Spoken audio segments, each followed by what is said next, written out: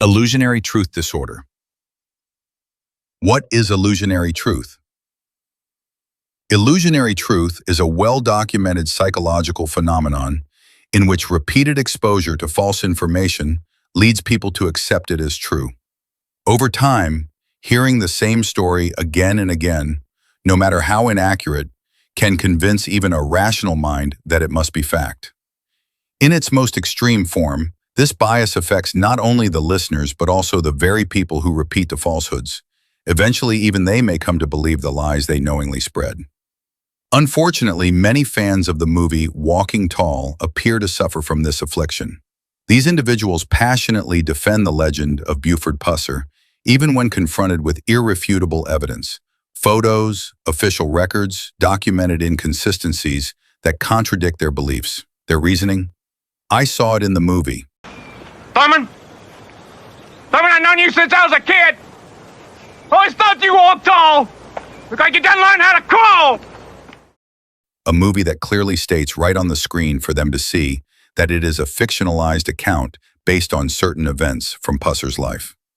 Others base their belief in the legend on a visit to Buford Pusser's home in Adamsville, Tennessee, where they saw the famous Big Stick and were told he once refused to carry a gun. Compelling, yes, but simply not true. Museums and tour guides don't always tell the full story. Still, others have read books and magazine articles, many of which are riddled with errors, exaggerations, or outright fabrications. In some cases, the authors did little meaningful research. In others, they consciously distorted the truth to fit a more exciting, more marketable narrative. The most devoted believers often fall into all three camps.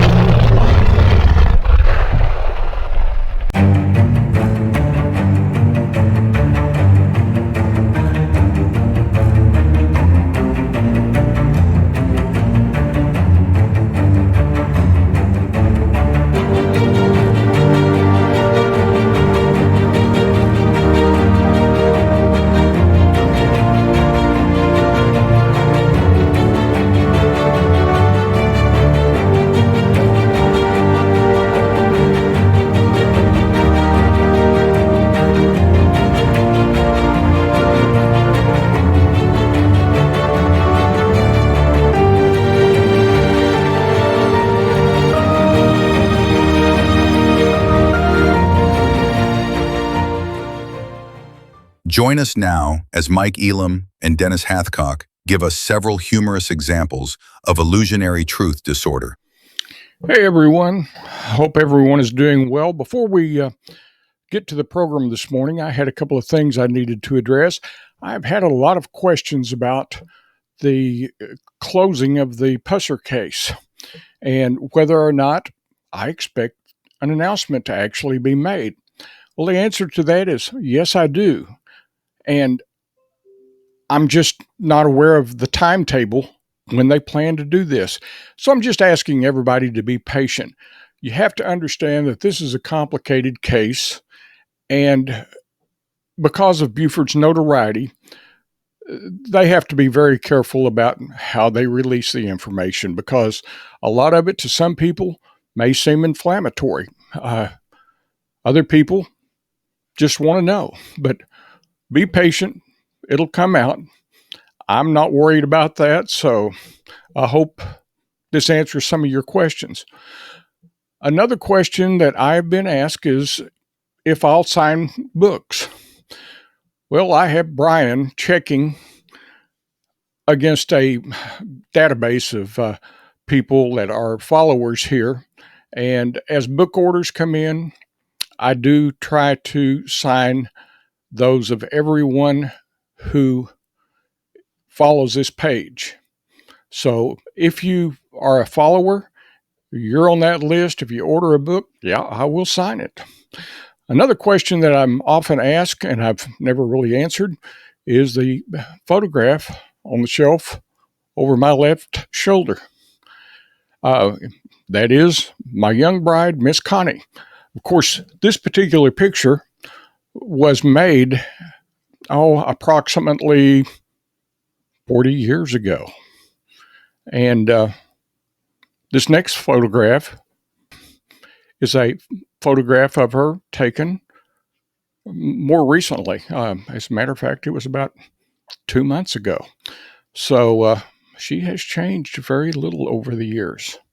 And the years have been good to her. So, and by that, they have been good to me. At any rate, so let's get on with the program, and we're going to discuss illusionary truth. And that being when somebody hears a story so often that they eventually begin to believe it, even if it's a lie. Also, you have people involved in illusionary truth who are the ones that actually tell those stories, and they tell them for so long that they actually believe the story to be true.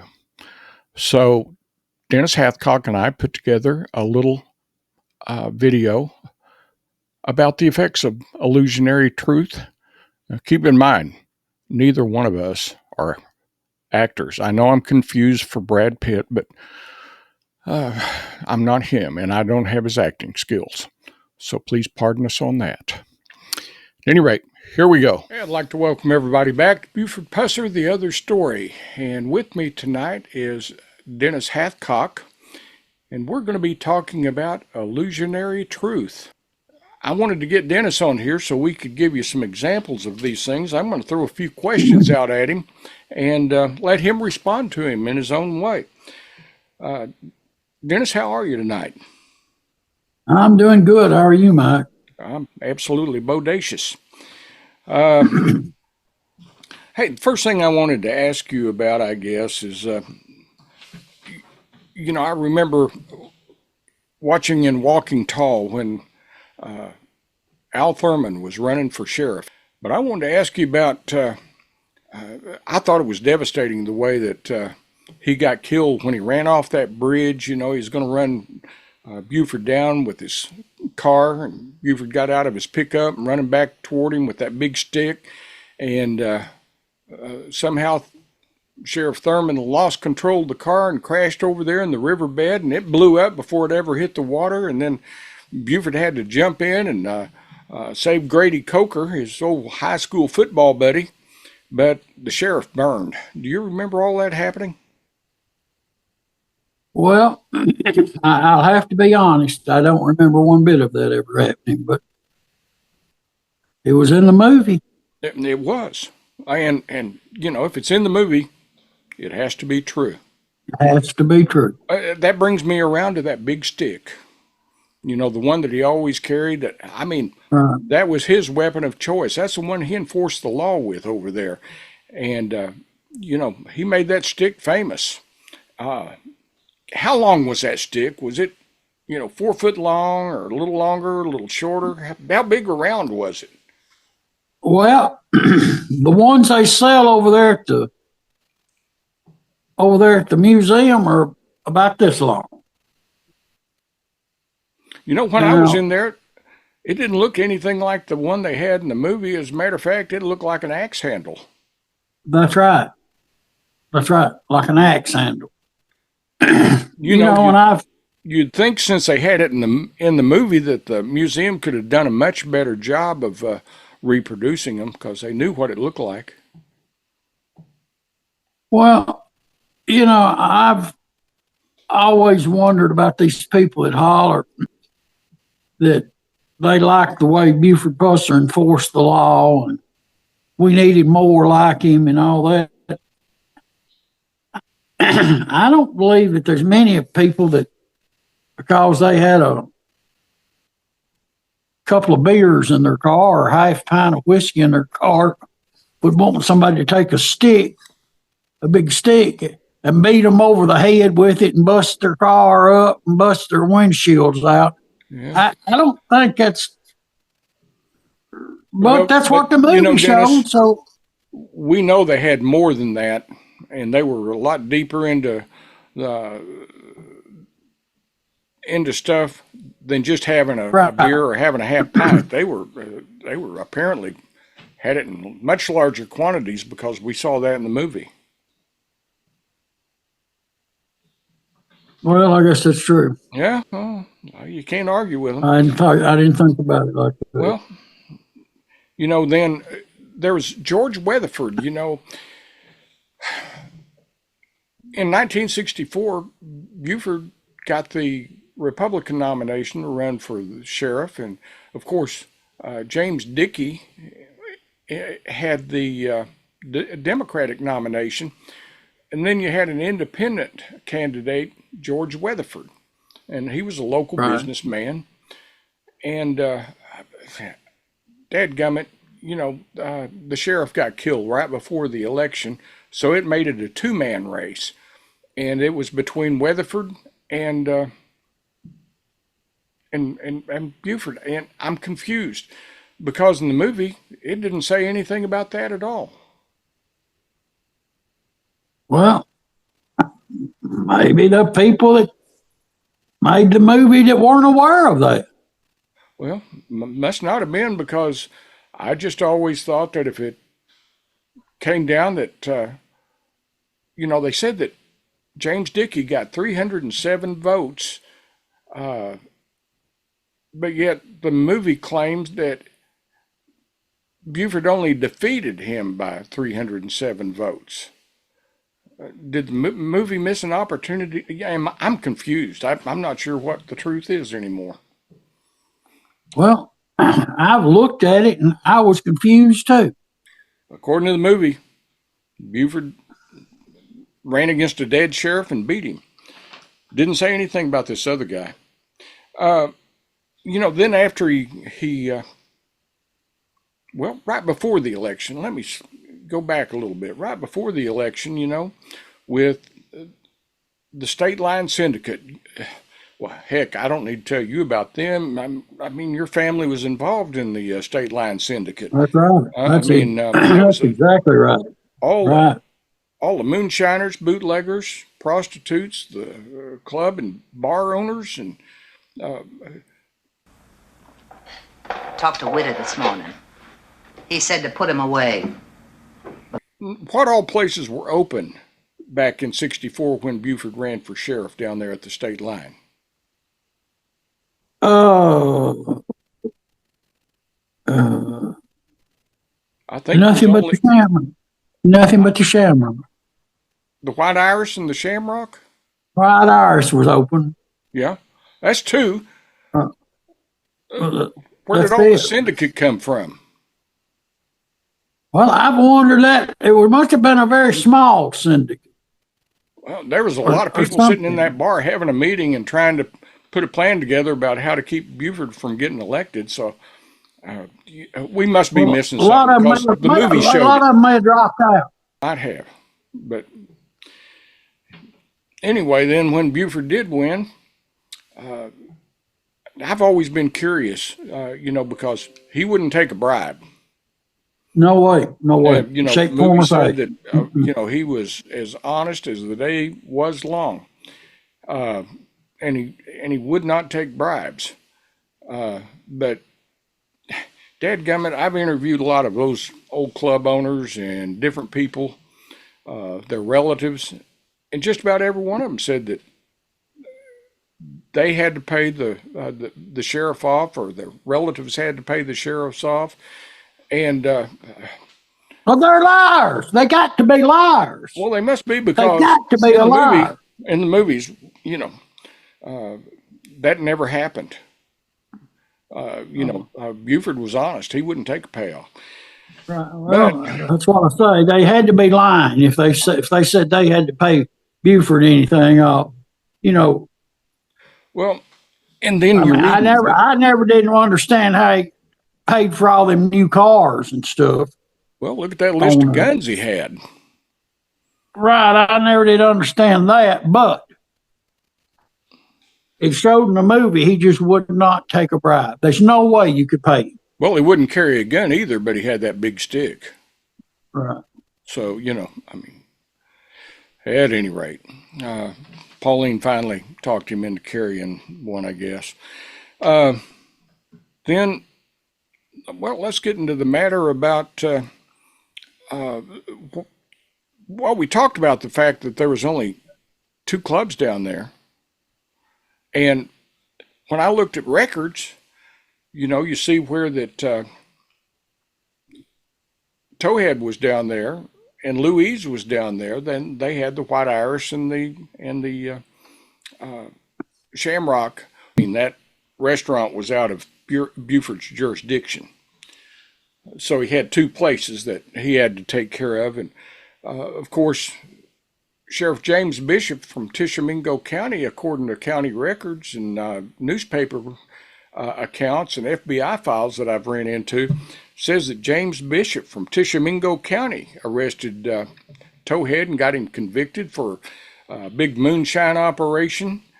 And that was only a year after Buford became sheriff. And as far as I know, Buford never really arrested Towhead at any time. And then, of course, 6 months after Towhead went to prison, well, Buford killed Louise.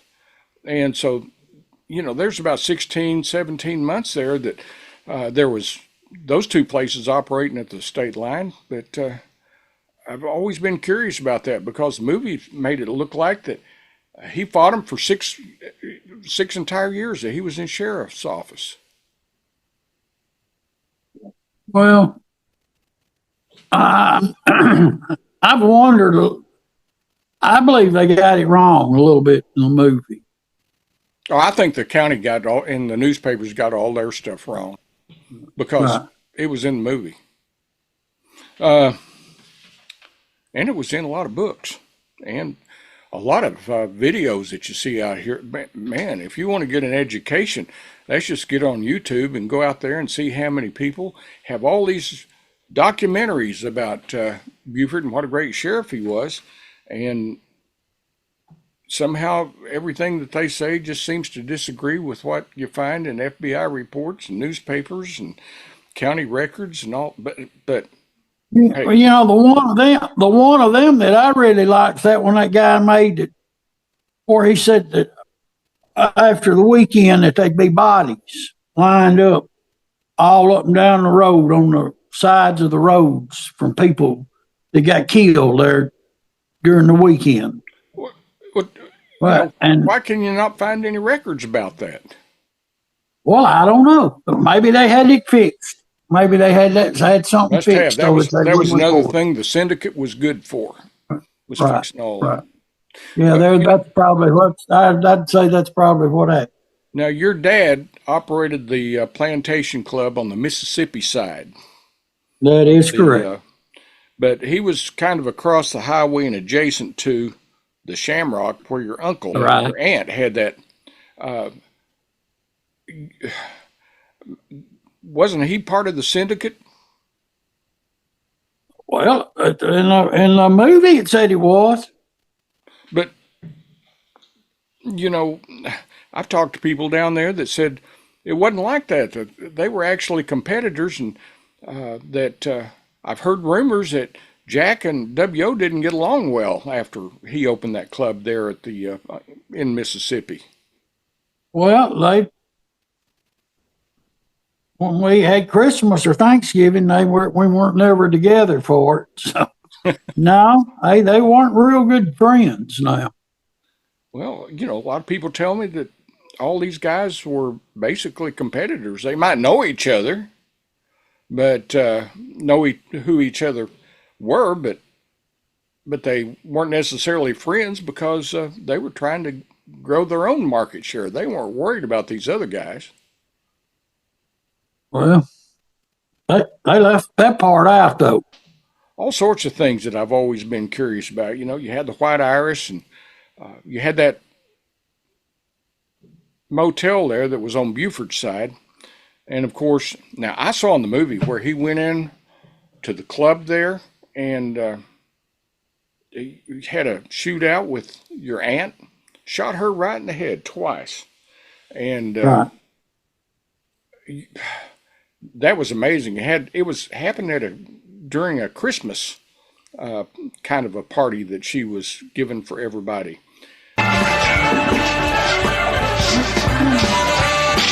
Merry Christmas, Suzanne. Merry Christmas, George. What do you want, honey? It's from the house. Something strong. And she sat there at the end of that bar with a shotgun. When he walked through the door, she leveled it at Buford and fired it off. And he was lucky to survive that. What can you tell me about that club?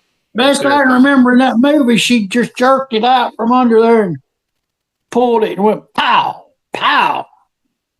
And yeah, I think she had it under kind of like some kind of a fur or mink stole or something that was hiding the barrel there on the bar.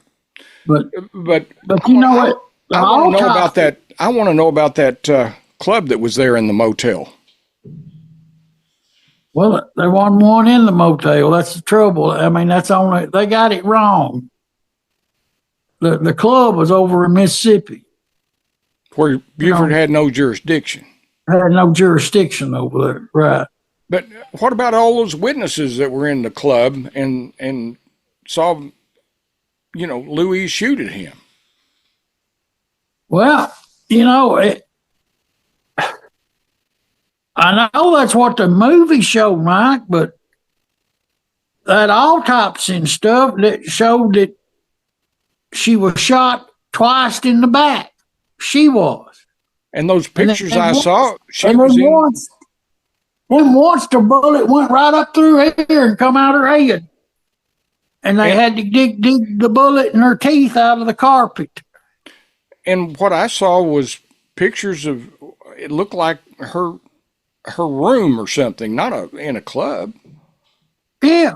Well, that was if you'll look at that picture, her address and stuff that she had taken to the dry cleaners is hanging there on the door. Yeah.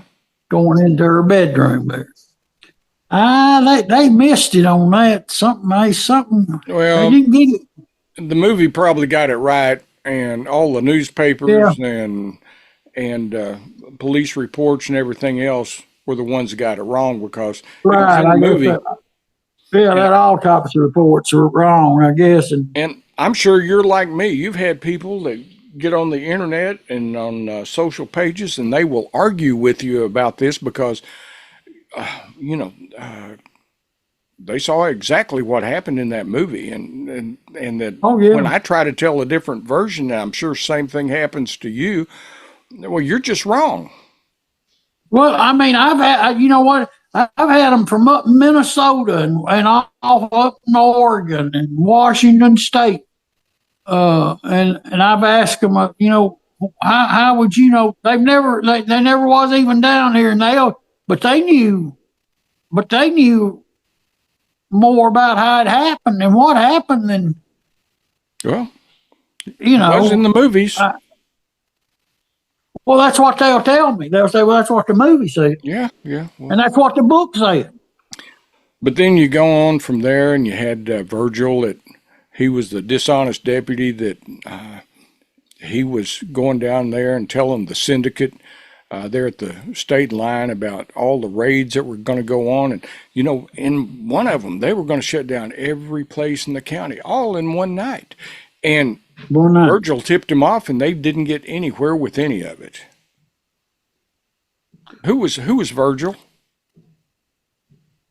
Well, I never did know of anybody that worked named Virgil, and of course they wanted. I'm sure the movie didn't want to expose him to use his name for afraid they'd get sued. Probably that's what I've been told. Well, let me ask you about that. But I go through police reports and FBI reports and newspapers and everything else trying to get information. And I have not run across the name of Buell Jaggers or Augie Prentice. Well, there was Callie Hacker. Now, your aunt did not run the Shamrock because the Callie Hacker was down there running that operation. Well, I had one of them to tell me that I said, well, my aunt was Louise. I thought it was Callie Hacker. So, well, we saw the movie. I was wrong. I guess I was wrong. Yeah, there is that. there's just so much about all this that I don't get. It's like the ambush, and I'm not going to beat this one to death because I've been proven wrong so many times that, when I say that ambush happened at 4:45, that I read it in different reports and the newspapers, and I've had people correct me and say, I saw the movie and it happened in daylight. Yeah. I've had them tell me that too. And the other part that gets me, they only found I think it was 14 to 17 casings that were there at the ambush sites, and that I don't know how that happened because when that Cadillac chased them down, there's two Cadillacs in the movie. Oh yeah, And everybody pretty much had machine guns, and man, surely they had to leave more shell casings than what authorities found that morning. I would think so. I'm puzzled, truly puzzled. But it must have happened. But that's what's in the movie, though. Yeah. It's got to be right. Yeah, and you try to discuss it with anybody, boy, they'll tell you that in a heartbeat that you're wrong. And well, they said my aunt deserved to be killed. Oh, she is selling whiskey and stuff. She deserved to be killed. Well, and I guess that's right. I don't. Yeah, it's bad. I don't know. Well, you get past the ambush, and then you look at how the state liners finally killed him after he lost that last election, and they were going to make that movie Walking Tall and all this, and he ends up getting killed in a car wreck, and I guess they ambushed him. Must have. Been out of that's what I've always been told. Yeah. Well, that movie, you heard that pop, and I don't know if it was a gunshot or what it was, but he careened off the road and flew over a hillside and down an embankment. Poor little old Dewana had to go running after him down there when she finally arrived. And she drug him away. Right. That car was going to burn, and you read in the books where that she half picked him up and carried him away from that. That's right. That is right. But she's strong. In the reports that I read, it said some guy that was with her named Hollingsworth was the one that did all the heavy lifting. You ever hear of him? Yeah. Yeah. And that's what I was told, but then Luana said she drug him away, and that he was mumbling, that he said Luana to her. I don't know. The movie showed that. Yeah, and he was thrown out out of that Corvette and broke his neck, but the movie ignored the fact that Buford was speeding and had a blood alcohol concentration of 0.18, but they said it was the syndicate that got him, or at least implied that. And if the movie said it was that way, well, the movie must be right. Bill Morris, the sheriff over there, wrote about Buford and Elvis. What was that? What did he say about that? Well, he said that he went to work for Elvis, kind of as a bodyguard, and they'd always been real good friends. And said he got a call one day, and that it was Eddie Bond wanting to know if he could get some passes for Eddie and Buford. But anyway, Buford and Eddie Bond was out in the audience, and they had to send people out there. It's what he said, because Buford had got drunk and was being real overbearing with some of the people out there. Oh, not Buford. That's what it said. That's what it said. Well, who was he? And, He was just a sheriff at one time over there in Shelby County and mayor of Memphis. I mean, you know, he right. was a Just nobody. That's it. Jealousy. Anybody that And speaks so, out against Buford is jealous. right. And so then they wanted to go backstage and meet Elvis. And he claimed that Elvis told him, said, don't ever bring that. I can't say it on here. People might like what I said, but it was not son of a gun, but son of a. Anyway, don't ever bring him backstage. I don't want to ever see him again. Well, you know, I called Bill Morris one time, and he said that when he walked back there, that Elvis jumped him and told him not to ever let that SOB in the in any of his shows again. So I don't know. Maybe Morris had it wrong.